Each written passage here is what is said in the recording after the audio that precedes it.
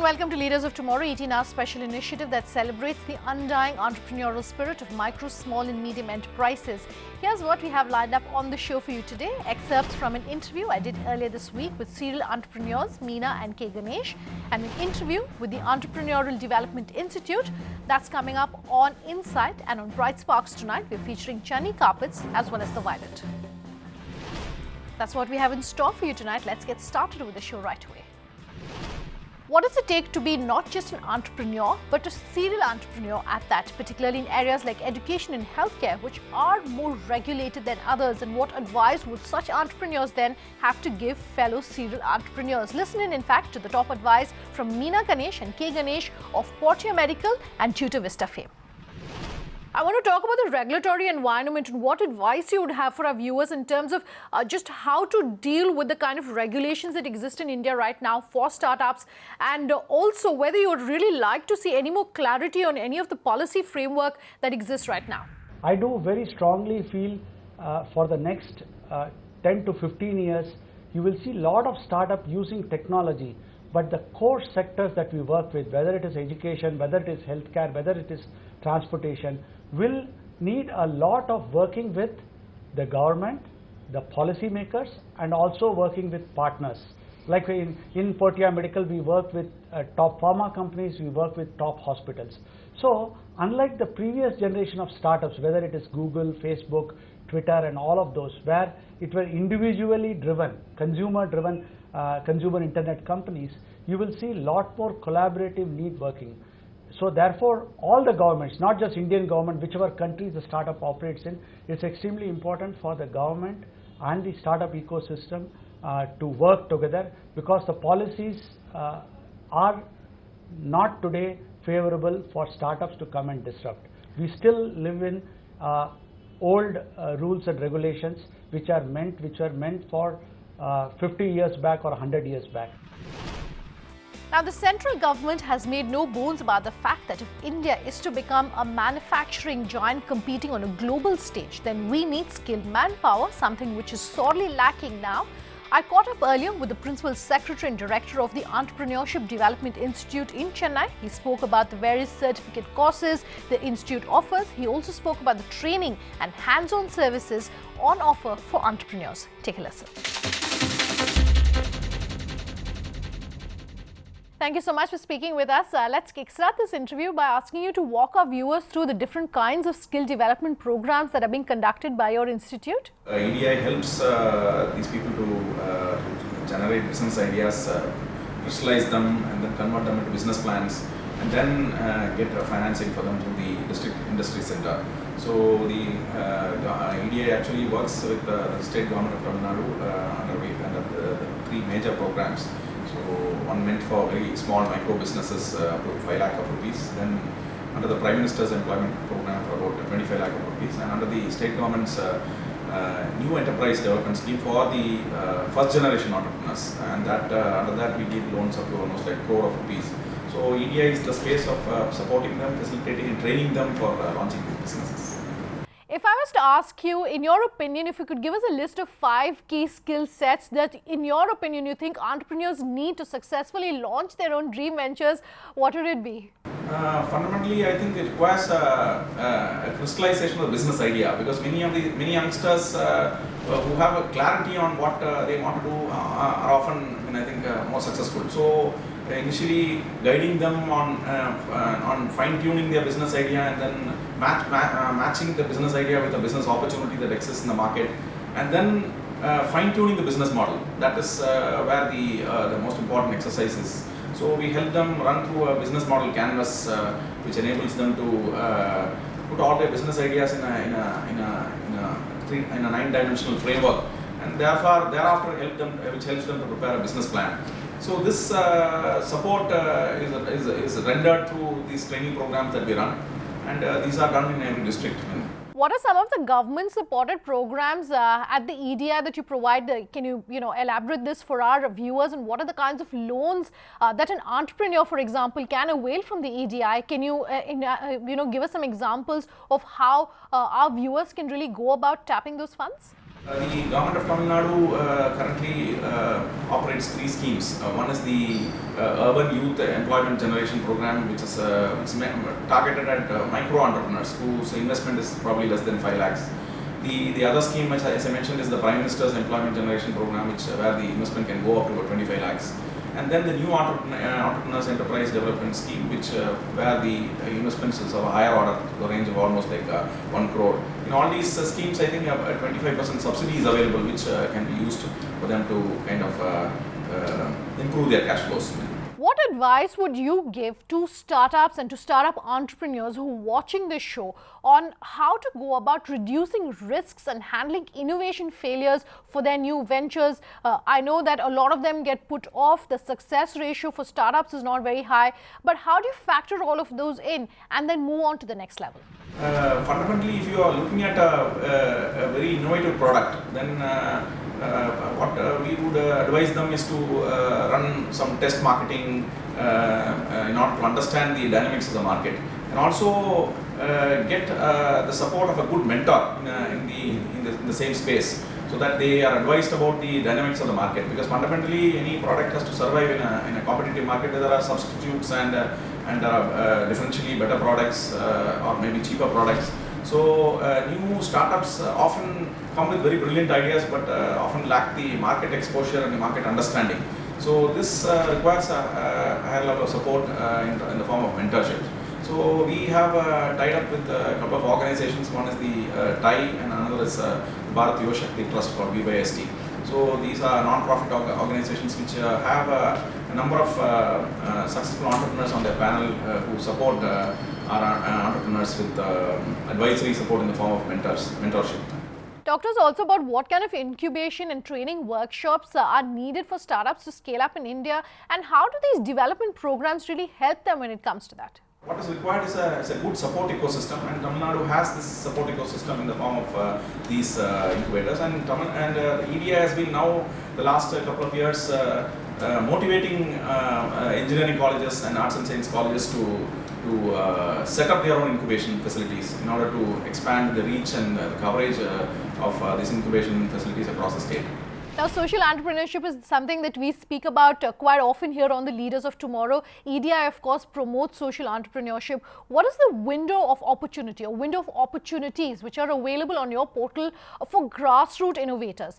Can you give us examples of those? We fundamentally are focused on any business which is with a business model. So, social entrepreneurship with a firm, strong business model is certainly welcome in areas such as, say, environmental upgradation or environmental sustainability.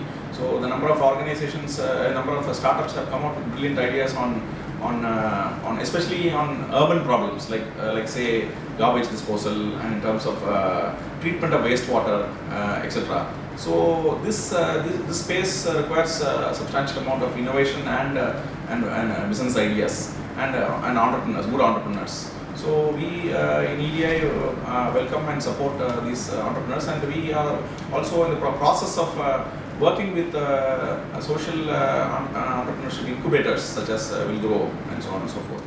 Can I ask you to also give our viewers an account of the collaborations and partnerships of EDI? What are some of the various development programs and proposed entrepreneurial hubs which are available for MSMEs under the MSDE policy? If you can, give us some examples of that. The government of Tamil Nadu is very keen that the colleges, both arts and science colleges, engineering colleges, or polytechnics, and even ITIs should become hubs for enterprises. So we have in the last couple of years commenced a process of setting up and supporting colleges in setting up entrepreneurship development centers and also entrepreneurship clubs for students. So we are in the process of deepening this initiative, and we have a couple of partners who support in this exercise, including the National Entrepreneurship Network, the TAI, ICTACT, and many other organizations. So fundamentally the effort is to create an entrepreneurial ecosystem within colleges. So this includes the top management, the faculty, and also to bring in partnership from outside, which includes successful entrepreneurs, alumni, and scientists into the colleges, which enable students with brilliant startup ideas to actually prototype them and then convert them into commercial products and services. On that note, a quick break. On the other side, Chani Carpets and the Violet. To stay tuned.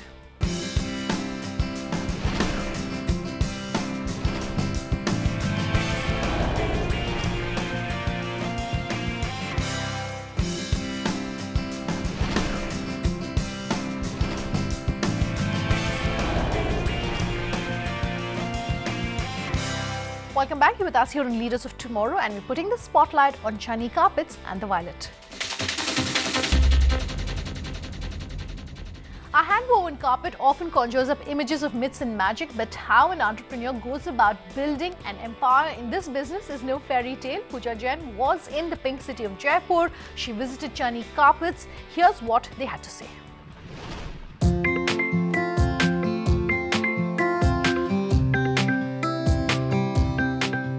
Founded 3 decades ago, Chani Carpets began as a modest family-owned business that has since blossomed into one of Jaipur's leading handmade rug manufacturers, retailers and exporters. Over the years, the company's factory-cum-showroom has become a popular tourist destination for those eager to experience a hands-on crash course in the art of carpet weaving. We met with Director of Chani Carpets, Colonel Balbir Kochar, to understand how he's pioneered a business that's helped preserve the hand-knotted jewel. So, sir, your family has served in the army for generations. And post-retirement, you've reinvented yourself and become a carpet connoisseur of sorts. Walk us down memory lane, and what was your motivation to even enter this business? To be honest, there was no such feeling when we were growing up. When we were in school, we had always had army in our blood, you know, my father, my grandfather, everybody in the army, my brother in the army. So we never thought of doing business at any point of time. It was only later part of the time, my brother, Mr. Chani, you know, he met with an accident. He could not get further promotions in the Indian Army. So he met with some friends who encouraged him to do this business. So that's why this name Chani Carpets. And from there, when he started this business, he started asking me why don't you leave Army and join this? And once I'd served for about 21 years, then I thought of leaving it, and government happily gave me this retirement. They thought probably I'll do some flying, but I had told them very clearly that I'll not be doing any flying. I'll be joining my brother who's into carpet business. What I essentially know is that carpets are either woven or knotted, and they primarily consist of either wool or silk. Help us do a deeper dive. Help us understand the Chani Carpets product portfolio in particular. Knotted is that every carpet has to have one single knot. With one knot, you create any piece of art, whether it is a figure, whether it is a shape or anything. It's a floral design, it's a elephant design, or it's a modern style. With one knot, in case of wool, it may take, let's say, 6 by 9. 2 people would work for about 3 months. Same carpet in silk, it would take about 7 to 8 months.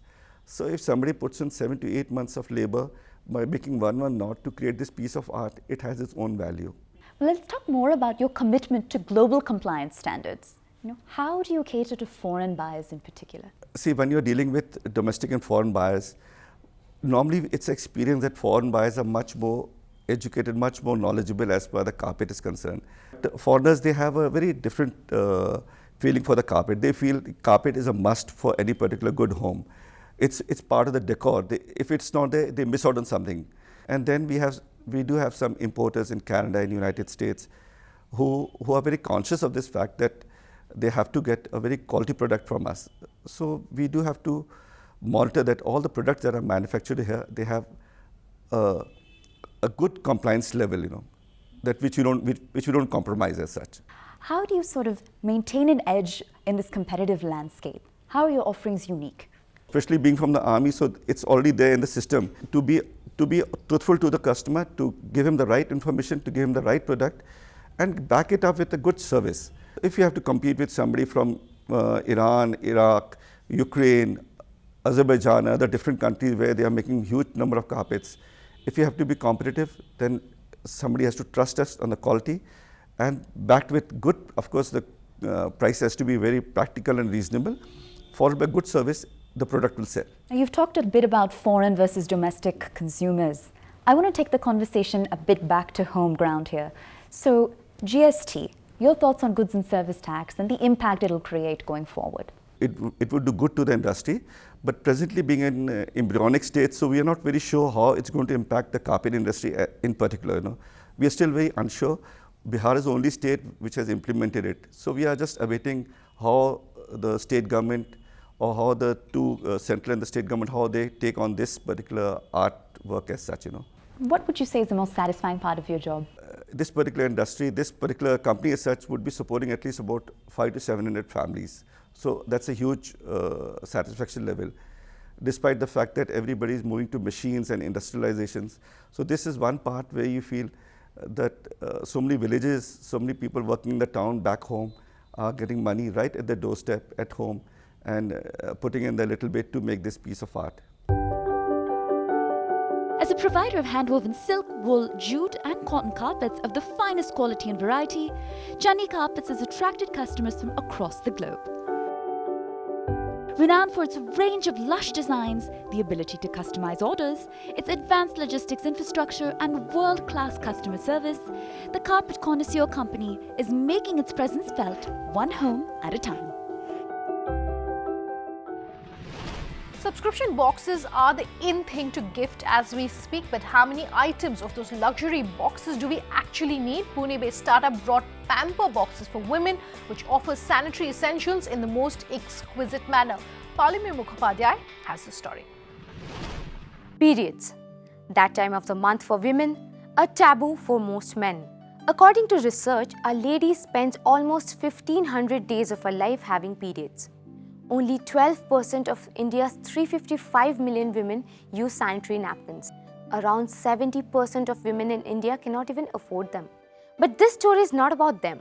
This story is about a startup that launched an innovative Pamper Box in India to help women live stress-free during that time. It pampers women with goodies that help them deal with that pain with a smile. It makes them feel that they have someone by their side during those tough times.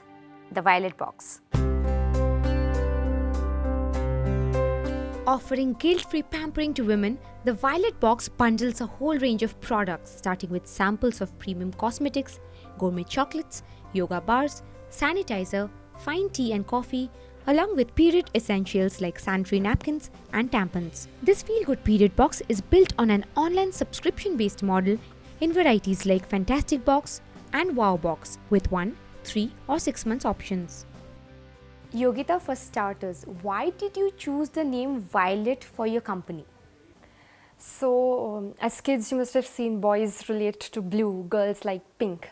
So, after you grow up, violet just sounded to be, more of a luxury kind of thing. So, because girls relate with violet and pink, so we came up with the violet. Okay, that sounds really simple. So, why would you make a women-only gift box? You think men don't need pampering? Men have also subscribed to the Violet Box to gift to their wives, to their better halves, to their fiancés, girlfriends. So I think Violet is also for men. And men get pampering in return. As a company who is making these gift boxes month on month, how do you know whether a consumer liked your product or not? On our website, if you see on the product detail page where you see what all goes inside a box, we have a small section where you can send us notes for the Violet. And we cater to their needs. So we have a feedback mechanism where customers can reach out to us and tell us in advance also that this is what I need and please ensure it's done. Alright, so these companies give you the product on barter without charging you any money. Why would they do that? What's in store for them? When you travel in a car, you have 5 radio stations. You keep switching them because there's some advertise going on, right? So you don't listen to what's going on, what advertise is coming. You're watching TV channels, you change, you switch it. No one wants to watch advertises, commercials. You go on a YouTube video and you have the skip option there, you skip the advertise, right? So advertising has changed now and subscription boxes are the way to go. You give your sample size products over here and customers have it in their hand. They have to, taste it, they have to use it, they have to experience it. That's what Violet Box does. So do you reveal the items of the boxes somewhere? Because it's kind of a risk for a consumer to actually subscribe and pay for a box without knowing the items inside. when you go for the first subscription on our website, we do mention what's inside a box. And after you have your first box in hand, you pretty much get an idea of what caliber products you will be able to, you'll be able to experience in the months to come. So I don't feel it's a big risk. In fact, it's a product discovery platform.